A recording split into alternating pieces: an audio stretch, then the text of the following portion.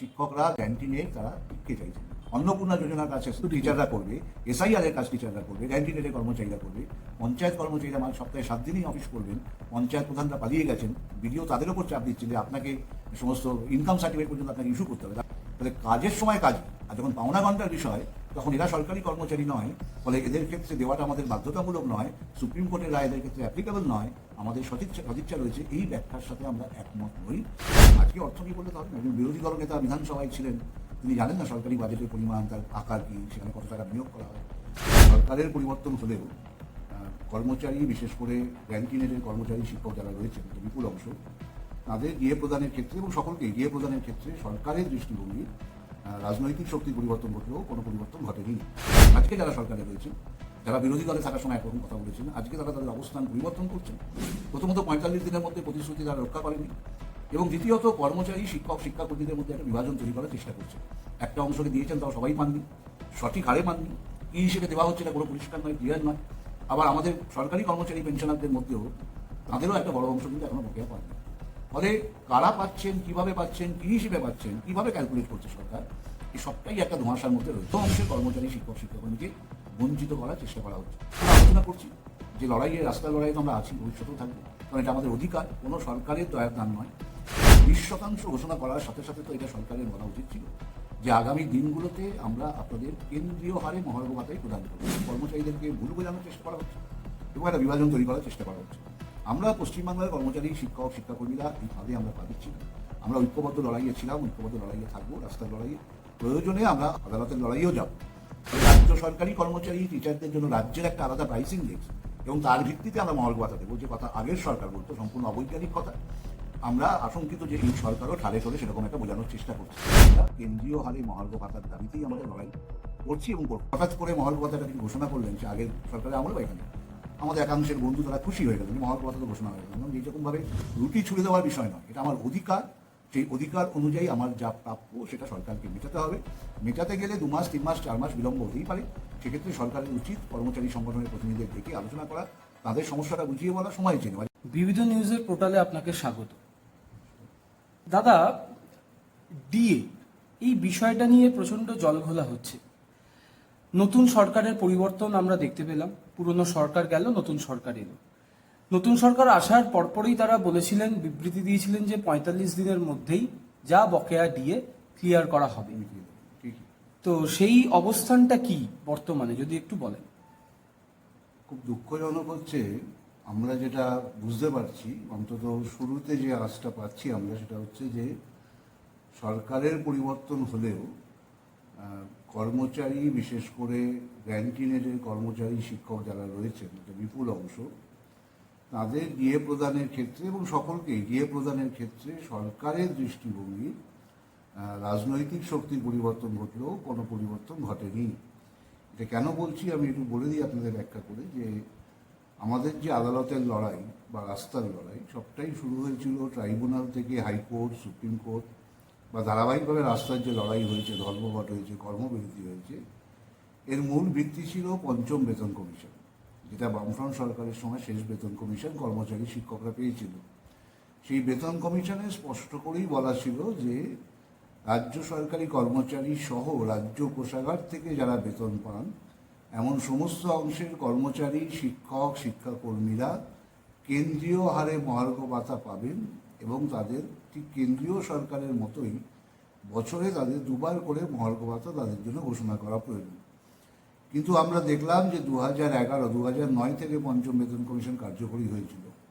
এই অল্প সময়ের মধ্যে বামফ্রন্ট সরকার তারা মহার্ঘ ভাতা ঘোষণা করেছিলেন এবং শেষ যে বাজেট, যে ভোট অন অ্যাকাউন্ট বাজেট করেছিলেন ডক্টর অসীম দাশগুপ্ত, সেখানেও কিন্তু রাজ্য সরকারি কর্মচারীদের বকেয়া মহার্ঘ ভাতা মেটানোর জন্য 10% তারা রেখে গেছিলেন। অর্থের সংস্থান 10% মহার্ঘ ভাতা এতে দেওয়া যায়। কিন্তু সরকার পরিবর্তনের পর আমরা দেখলাম 2011 সালে যারা সরকারে এলেন এবং যিনি রাজ্যের মুখ্যমন্ত্রী হলেন, তিনি মুখ্যমন্ত্রী হওয়ার আগে বিরোধী দলনেত্রী হিসেবে কথা বলতেন যে পশ্চিমবাংলার কর্মচারীরা সব থেকে কম মহার্ঘ ভাতা পায়, আমরা যদি আসি আমরা ডিএ আপ টু ডেট করে দেবো, প্রয়োজনে আমরা স্ট্যান্ডিং অর্ডার প্রকাশ করব, মানে কেন্দ্রীয় সরকার যখনই ঘোষণা করবে রাজ্য সরকারি কর্মচারীরা তখন মহার্ঘ ভাতা পাবেন, এরকম ঘোষণা ছিল। কিন্তু কার্যক্ষেত্রে দেখলাম তারা একদমই উল্টো পথে হাঁটলেন। মহার্ঘ ভাতা চূড়ান্ত অনিয়মিতভাবে আমাদের দেওয়া হতো। কেন্দ্রীয় হার, যেটা আমাদের অধিকার, বহু লড়াই করে আমরা অর্জন করেছিলাম, কেন্দ্রীয় হারে মহার্ঘ ভাতা প্রদান করা হতো না। যখন যেমন খুশি তারা ঘোষণা করতেন। মহার্ঘ ভাতার দাবি করলে বিভিন্ন অপমানজনক মন্তব্য করতেন। 15 বছরে এইটা হচ্ছে আমাদের অভিজ্ঞতা।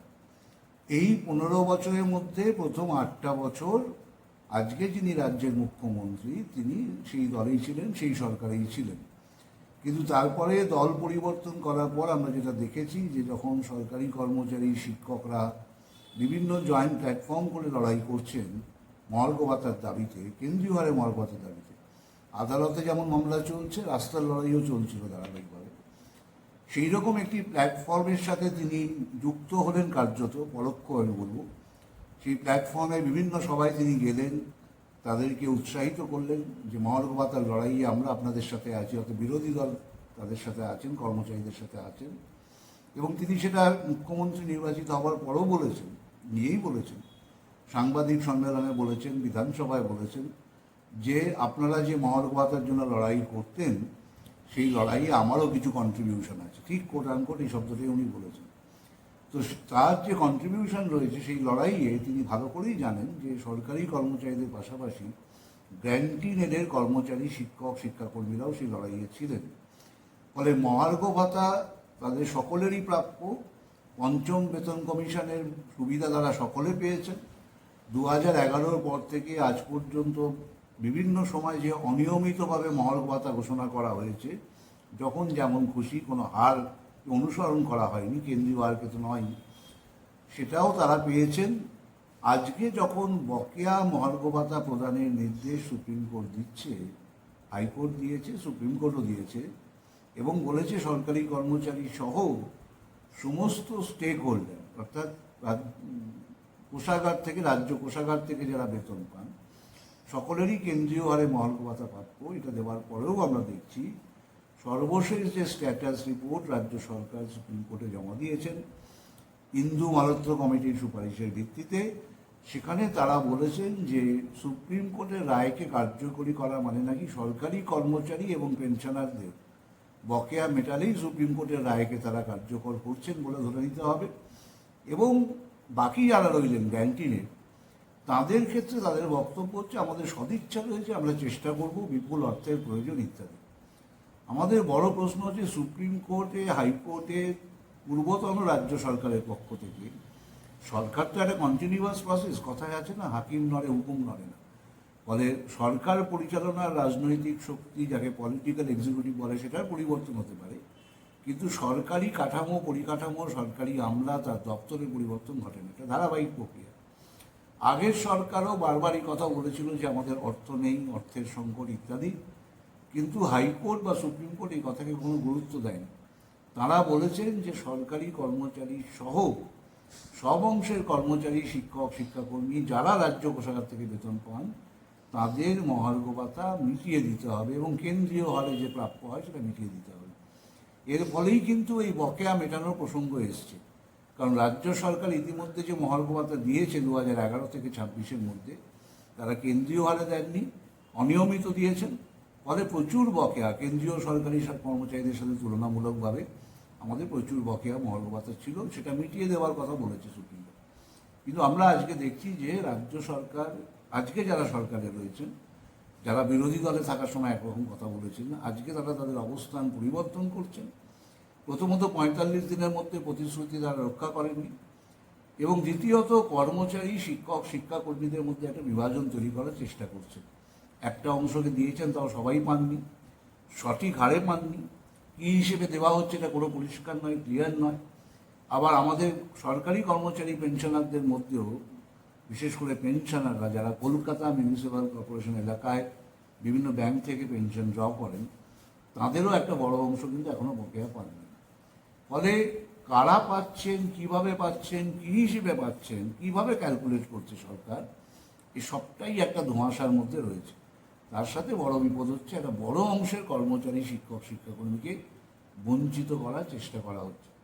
ফলে আমরা আলোচনা করছি যে লড়াইয়ে, রাস্তার লড়াইয়ে তো আমরা আছি, ভবিষ্যতেও থাকবো। কারণ এটা আমাদের অধিকার, কোনো সরকারের দয়ার দান নয়। এটা পশ্চিমবাংলার বামফ্রন্ট সরকারও বলেনি যেটা আপনাদের আমরা দয়া করে দিচ্ছি, বরঞ্চ তৎকালীন মুখ্যমন্ত্রী অর্থমন্ত্রীরা বলতেন যে আপনাদের অধিকার, আপনারা পাবেন। এই অধিকার কথাটা 2011 সালের পর থেকে আর যারা সরকার পরিচালনা করছেন তারা বলছেন না। 2024-এর পরেও যারা আজকে এসছেন, এপ্রিল মাসে আমাদের 4% মহার্ঘ ভাতার ঘোষণা করে গেছিলেন পূর্বতন সরকারের মুখ্যমন্ত্রী, পাইনি আমরা। হঠাৎ করে বেশ কয়েক মাস পিছিয়ে এখন 20% এটা ঘোষণা করা হয়েছে। 20% এক লপ্তে অনেকটা টাকা, কর্মচারীদের মধ্যে খুশিও হয়েছে, এটা অস্বীকার করা যায় না। কিন্তু 20% ঘোষণা করার সাথে সাথে তো এটা সরকারের বলা উচিত ছিল যে আগামী দিনগুলোতে আমরা আপনাদের কেন্দ্রীয় হারে মহার্ঘ ভাতাই প্রদান করব। এইটা কিন্তু তারা বললেন না। বা 20%টা কিভাবে তারা ক্যালকুলেট করলেন, কোন কোন কিস্তি। কেন্দ্রীয় সরকারি কর্মচারীদের তো আছে, তারা জানুয়ারিতে পান, জুলাইয়ে পান কি অগাস্টে পান, তাহলে কোন কোন কিস্তি পর্যন্ত তারা কভার করলেন কেন্দ্রীয় সরকারি কর্মচারীদের প্রাপ্য মহার্ঘ ভাতা এবং কতটা আমাদের বাকি রইল, এরও কোনো পরিষ্কার হিসেব নেই। ফলে আবারও সেই গুলিয়ে দেওয়ার চেষ্টা করা হচ্ছে, কর্মচারীদেরকে ভুল বোঝানোর চেষ্টা করা হচ্ছে এবং একটা বিভাজন তৈরি করার চেষ্টা করা হচ্ছে। আমরা পশ্চিমবাংলার কর্মচারী, শিক্ষক, শিক্ষাকর্মীরা এই ফাঁদে আমরা পা দিচ্ছি না। আমরা ঐক্যবদ্ধ লড়াইয়ে ছিলাম, ঐক্যবদ্ধ লড়াইয়ে থাকবো, রাস্তার লড়াইয়ে, প্রয়োজনে আমরা আদালতের লড়াইয়েও যাব এই অধিকারটাকে রক্ষা করার জন্য। এইটা হচ্ছে আমাদের স্পষ্ট অবস্থান এবং এই অধিকার যতদিন না আমরা সরকারের পক্ষ থেকে সুনিশ্চিত করা হবে যে সরকারি কর্মচারী সহ রাজ্য কোষাগার থেকে যারা বেতন পান সব অংশের কর্মচারী, শিক্ষক, শিক্ষাকর্মীদের কেন্দ্রীয় হারে মহার্ঘ ভাতা অধিকার, এইটা যতদিন পর্যন্ত না সরকার ঘোষণা করবেন এবং অধিকার স্বীকৃতি দেওয়ার পর ঠিক যেমনভাবে কেন্দ্রীয় সরকার মহার্ঘ ভাতা দেন, কিছুটা বাকি থাকতে পারে, কিছুটা ডিলে হতে পারে, এটা অতীতে যে হয়নি তা নয়। কিন্তু কখনো বামফ্রন্ট সরকারের সময় বামফ্রন্ট সরকারের কোনো মন্ত্রী, মুখ্যমন্ত্রী বা অর্থমন্ত্রীর কথা বলেননি যে আমরা কেন্দ্রীয় হারকে অনুসরণ করব না, আমরা রাজ্যের একটা আলাদা প্রাইস ইন্ডেক্সের ভিত্তিতে মহার্ঘ। এই কথা তো কোনো অর্থই হয় না। রাজ্যের কোনো পৃথক প্রাইস ইন্ডেক্স হতে পারে না। পশ্চিমবাংলা ভারতের বাইরে নয়। কেন্দ্রীয় সরকার যখন পেট্রোল, ডিজেল, রান্নার গ্যাসের দাম বৃদ্ধি করে, সেই বাড়তি দাম দিয়ে পশ্চিমবাংলার মানুষকেও পেট্রোল, ডিজেল, রান্নার গ্যাস কিনতে হয়। কেন্দ্রীয় সরকারের নীতির কারণে যখন সারের দাম বাড়ে, তখন অন্যান্য রাজ্যের কৃষকদেরও যেমন বাড়তি দাম দিয়ে সার কিনতে হয়, এখানকার কৃষকদেরও তাই কিনতে হয়। যদি বিদ্যুতের দাম বাড়ে, অন্যান্য রাজ্যের কৃষকদেরও বেশি বিদ্যুৎ দাম দিয়ে বিদ্যুৎ কিনতে হয়, এখানেও তাই। ফলে শাকসবজির দাম এখানেও বাড়ে। আমরা দেখেছি মহারাষ্ট্রের বাজারে যখন পেঁয়াজের দাম বাড়ে, যখন পেঁয়াজের উৎপাদন কোনো কারণে প্রাকৃতিক ন্যাচারাল ক্যালামিটির জন্য ক্ষতিগ্রস্ত হয়, আমাদের এখানে ছাতুবাবুর বাজার, গড়িয়ার বাজারেও পেঁয়াজের দাম বাড়ে। ফলে বাজার একটা অখণ্ড বাজার গোটা দেশের জন্য। আমাদের রাজ্যেও কেন্দ্রীয় সরকারি কর্মচারীরা যখন মাছের দোকানে মাছ কিনতে যান, যে দামে মাছ কেনেন, রাজ্য সরকারি কর্মচারী বা মাস্টারমশাই যদি মাছের দোকানে যান, তাকে মাছের বিক্রেতা একই দামে মাছ বিক্রি করে। ফলে রাজ্য সরকারি কর্মচারী, টিচারদের জন্য রাজ্যের একটা আলাদা প্রাইস ইন্ডেক্স এবং তার ভিত্তিতে আমরা মহার্ঘ ভাতা দেবো, যে কথা আগের সরকার বলতো, সম্পূর্ণ অবৈজ্ঞানিক কথা। আমরা আশঙ্কিত যে এই সরকারও ঠালে ঠোলে সেরকম একটা বোঝানোর চেষ্টা করছে। এটাকে আমরা কখনো মেনে নিতে পারি না। কেন্দ্রীয় her all India consumer price index, সর্বভারতীয় ভোগ্যপণ্যের মূল্য সূচকের ভিত্তিতেই গোটা দেশের সমস্ত প্রভিন্সের কর্মচারীরা মহার্ঘ ভাতা পান। কোনো রাজ্য এই প্রশ্ন তোলেনি যে আমাদের রাজ্যের জন্য আলাদা প্রাইস ইন্ডেক্স করে সেইভাবে আমরা মহার্ঘ ভাতা দেব। ফলে এই অবৈজ্ঞানিক কথা আমরা মানব না। আমরা কেন্দ্রীয় হারে মহার্ঘ ভাতার দাবিতেই আমাদের লড়াই করছি এবং করব। দাদা, এখানে আমার দু তিনটে প্রশ্ন করার আছে। প্রথম প্রশ্ন হচ্ছে, আপনারা রাস্তায় নেমে দীর্ঘদিন লড়াই করছেন, এখনো কেন আইনি লড়াইয়ের পথে গেলেন না? এক। 2 নম্বর পয়েন্ট হচ্ছে, পূর্বতন সরকার একটা অ্যানাউন্সমেন্ট করে গিয়েছিলেন এপ্রিল মাস থেকে 4% ডি এর কথাটা, সেটা তিনি লিখিতভাবে কোনো ইমপ্লিমেন্টেশন করেননি। এই সরকার সেটা অক্টোবর থেকে চালু করবে বলছে 20%। যদি এটা এপ্রিল থেকে যদি ধরে নিয়ে চালু হতো, তাহলে 20%-এর সংখ্যাটা কি আরো বেড়ে যেত? কারণ এটা কি পরিপূরক ক্যালকুলেশন হিসেবে কি কার্যকর হতো? মানে ব্যাপারটা কি, অনেকে কনফিউজড হয়ে আছে। এবং তার সাথে সাথে আমার 3 নম্বর প্রশ্ন, কেএমসি রিলেটেড যে বিষয়টা, অনেকে বলছেন আমার কাছে টাকা ঢুকেছে, অনেকে বলছেন ঢুকে নিয়ে, যে কনফিউশন তৈরি হচ্ছে, এর বিবৃতি কিছু আমরা পাচ্ছি না। এইদিকে ইন্দ্রু মালহোত্রা কমিটির তার কাজ কি? মানে মানে সরকারি পক্ষের মানুষরা তাদের কাছে গিয়ে বলছেন যে 85% দিয়েই আমরা অল ওভার দেওয়ার চেষ্টা করব, সেটা 100% নয়, সেখানেও 15% কমের কথা ওনারা বলছেন। এবং সেই যে 85%টা যেটা আপনি বারবার মেনশন করছেন, যে সেটা all India price index wise না স্টেট প্রাইস ইন্ডেক্স ওয়াইজ, সেটার মধ্যেও একটা ধোঁয়াশা রয়েছে। সাধারণ মানুষ যারা আমাদের চ্যানেল ফলো করে, যারা প্রতিনিয়ত লিখে চলেছেন, সোশ্যাল মিডিয়ায় ভিডিও করছেন, তাদের উদ্দেশ্যে এই পয়েন্টসগুলোকে কিভাবে ক্লিয়ার করবেন? আচ্ছা, প্রথম হচ্ছে যে এপ্রিল মাসে আগের সরকার 4% মহল ভাতা ঘোষণা করে গেছিলেন। এপ্রিল মাস থেকে কর্মচারীরা পেলেন না, শিক্ষকরা পেলেন না, এবং এপ্রিল থেকে অক্টোবর আমাদের দেশে মূল্যস্তর, নিত্য প্রয়োজনীয় জিনিসের মূল্যস্তর এক জায়গায় দাঁড়িয়ে নেই, এটা ক্রমান্বয়ে বৃদ্ধি পাচ্ছে। এ সমস্ত সরকারি হিসেবেই বলছে, পরিসংখ্যানই বলছে। ফলে শুনতে 20% অনেক বেশি মনে হলেও এই 5 মাস মহার্ঘ ভাতা না দেওয়ার ফলে কর্মচারীদের 5 মাসে আরও বেশি বেতনের ক্ষয় ঘটল। ফলে আলটিমেটলি যখন 20% মহার্ঘ ভাতা কর্মচারীরা পাবেন অক্টোবর মাসে, পাওয়ার কথা, যদি পান, সেক্ষেত্রেও দেখা যাবে যে যতটা শুনলে মনে হচ্ছে যে আমার অনেকটা পরিমাণ বেতন বৃদ্ধি পাবে, কিন্তু কার্যক্ষেত্রে বেতনের ক্ষয় পূরণ খুব বেশি পার্থক্য থাকবে না এপ্রিল মাসে 4%-এর সাথে। কারণ এরকমটা যদি হতো যে 4% ঘোষণা করা হয়েছিল, এপ্রিল আমরা পাইনি, এই মাঝের 5 মাস মূল্যস্তর এক জায়গায় রয়েছে, জিনিসের দাম বাড়েনি, তাহলে পরে সরকার দাবি করতে পারতো যে আমি 5 মাস দেরি করলেও তোমাদের অনেকটা ক্ষতিপূরণ একসাথে করে দিলাম। কিন্তু 5 মাসে বারবার জিনিসের দাম বাড়ছে, নাগালের বাইরে চলে যাচ্ছে। ফলে 5 মাস পরে 20% পাওয়া শুনতে যতটা ভালো লাগছে, কার্যক্ষেত্রে খুব বেশি বেনিফিট কর্মচারীরা পাচ্ছেন না, এটা এক। 2 নম্বর, আপনি প্রথমে যেটা বললেন যে আমরা এখনো আদালতে যাইনি কেন। আদালতের লড়াই চলছে, আমরা অপেক্ষা করছিলাম যে সরকার কি স্ট্যাটাস রিপোর্ট দেয়, সেখান থেকে সরকারের একটা অবস্থান বোঝা যাবে। এবং দ্বিতীয়ত, যেহেতু নতুন একটা সরকার এসছে, তারা কিছু প্রতিশ্রুতিও দিয়েছেন এবং এটাও বলেছেন যে আপনাদের লড়াইয়ে আমরা ছিলাম। ফলে আমরা কিছুদিন অপেক্ষা করে একটু সময় দিতে চেয়েছিলাম যে দেখা যাক সরকার যদি কোনো সদর্থক পদক্ষেপ নেয়।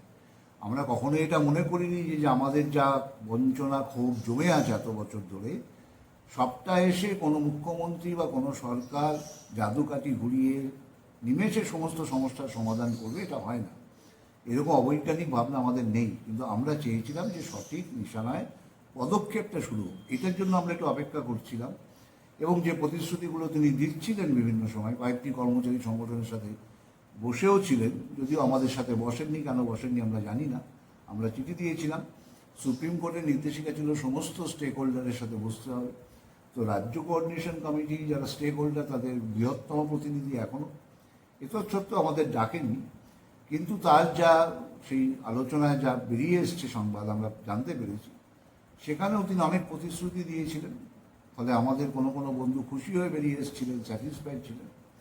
আমরাও একটু অপেক্ষা করছিলাম। এখন যখন বুঝতে পারছি যে সরকার খুব বেশি তার চলার যে গতিপথ আগের সরকারের থেকে আলাদা নয়, অন্তত এই প্রসঙ্গে তো বটেই, মহার্ঘ ভাতা ইত্যাদি প্রসঙ্গে, ফলে এখন আমরা আদালতে যাওয়ার কথা ভাবছি, আমরা যাবো আদালতে।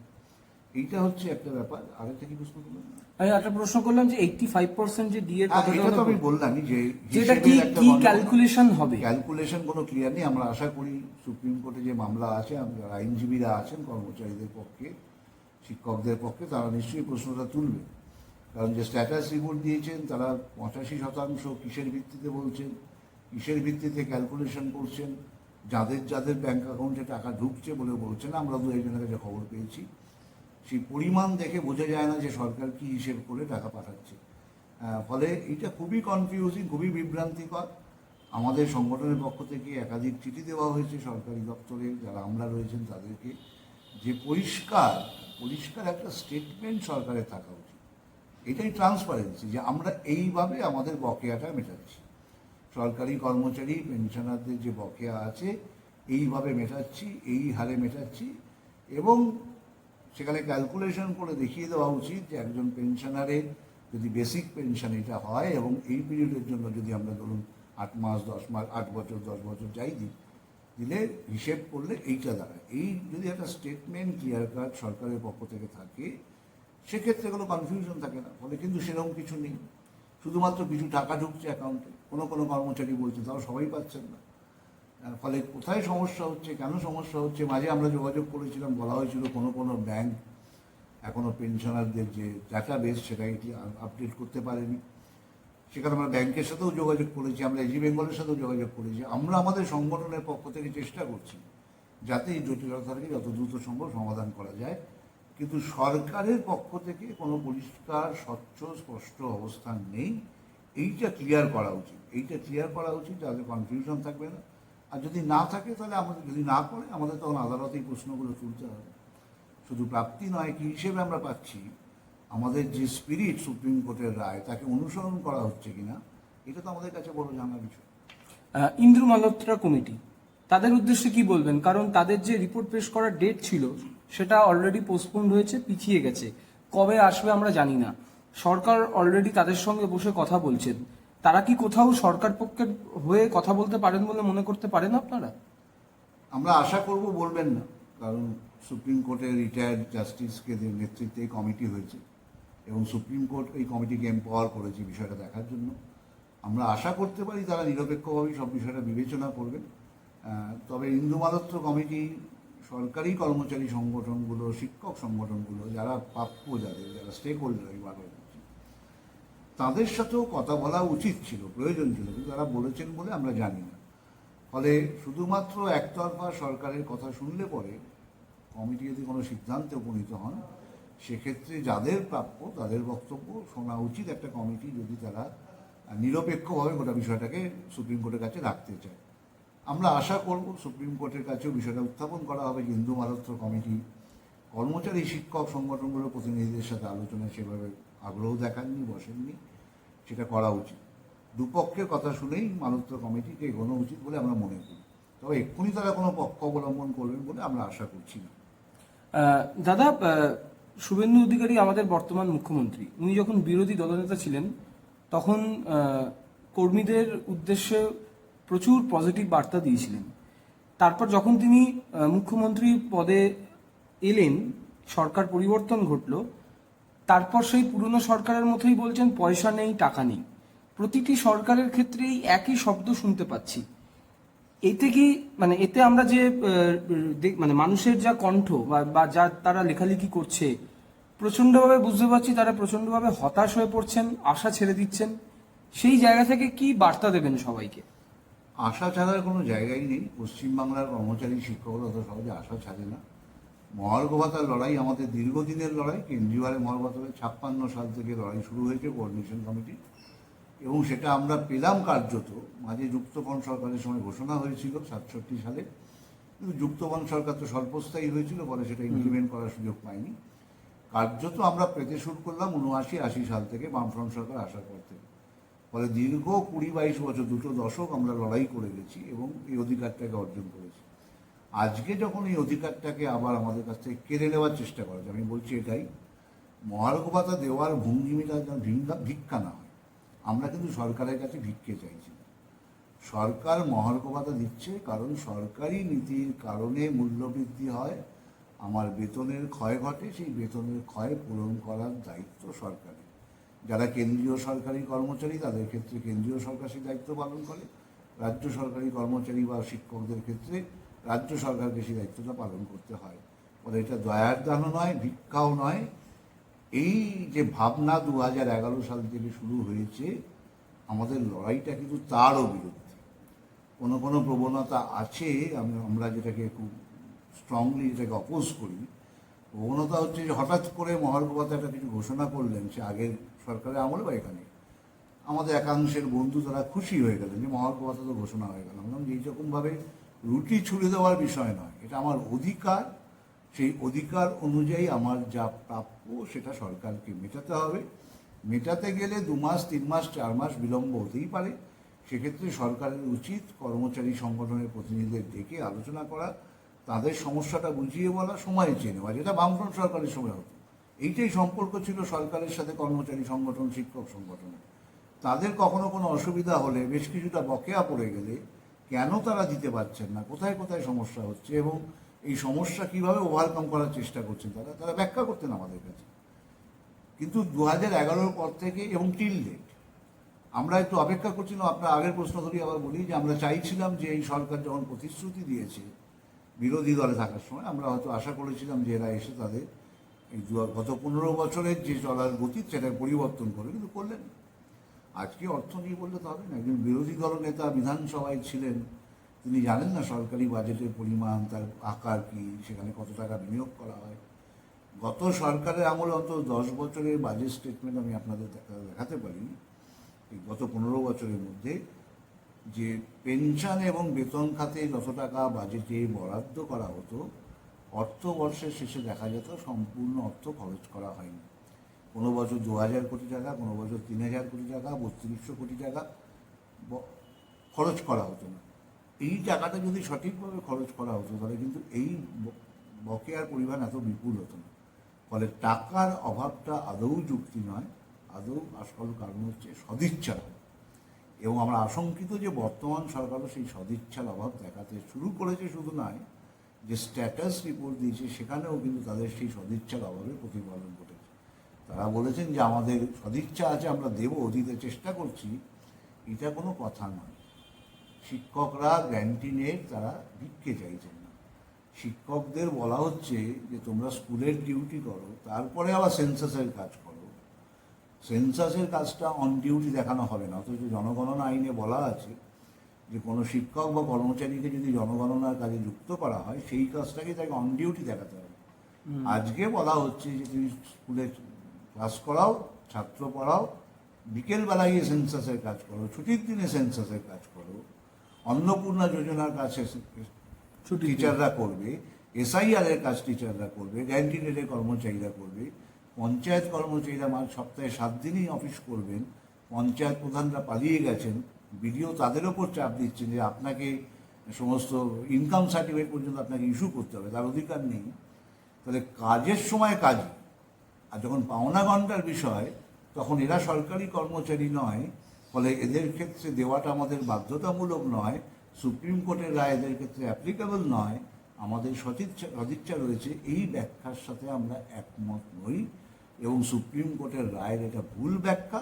সেটা আমরা যখন কোর্টের দরজায় যাব, কোর্টই ব্যাখ্যা করবে যে আমাদের বক্তব্য ঠিক না সরকারের বক্তব্য ঠিক।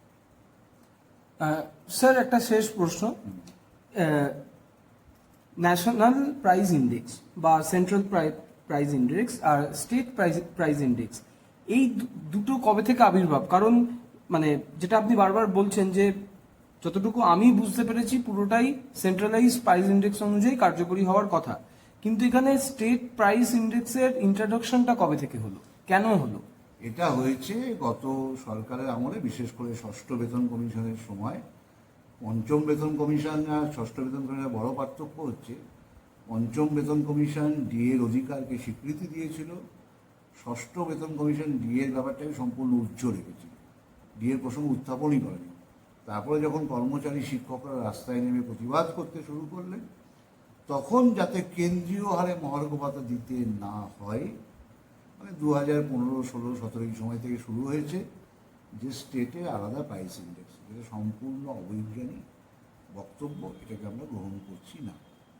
স্যার, শুভেন্দু অধিকারী আমাদের বর্তমান মুখ্যমন্ত্রী, উনি বলেছেন যে অক্টোবরের মাইনে পুজোর সময় আগে আগে অ্যাডভান্স পে করা হবে এবং সপ্তম পে কমিশন রাজ্যে যখনই বিলটা পাস হবে সঙ্গে সঙ্গেই লাগু করা হবে। এটা কি কোথাও একটা আশ্বাস দেওয়ার চেষ্টা করলেন উনি?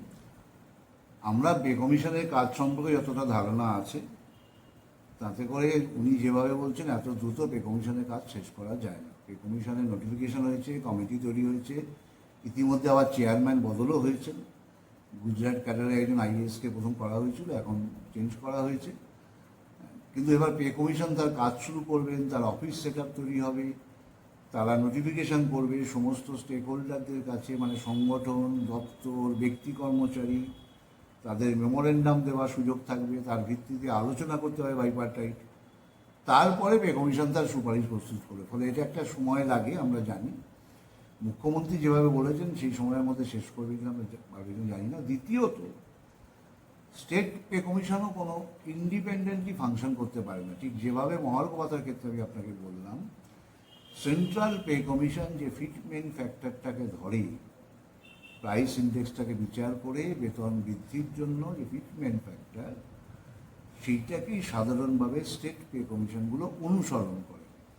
কেন্দ্রীয় সরকারি কর্মচারীদের ক্ষেত্রে অষ্টম বেতন কমিশন কাজ করছে, বিভিন্ন সংগঠন তাদের মেমোরেন্ডাম দিচ্ছেন, এটা আমরা জানি, কিন্তু কেন্দ্রীয় পে কমিশনের কাজও এখনো সম্পূর্ণ হয়নি। ফলে সাধারণ যুক্তি বলে কেন্দ্রীয় পে কমিশনের কাজ সম্পূর্ণ না হলে পরে স্টেট পে কমিশনের পক্ষেও তারা আলোচনা চালাতে পারেন, কিন্তু চূড়ান্ত যে সুপারিশ সরকারের কাছে জমা দেওয়ার কথা সেটা তাদের পক্ষে দেওয়া সম্ভব নয়। ফলে স্টেট পে কমিশনের নির্ভরও করছে অনেকটাই সেন্ট্রাল পে কমিশনের কাজ কবে সম্পূর্ণ হয় তার উপর।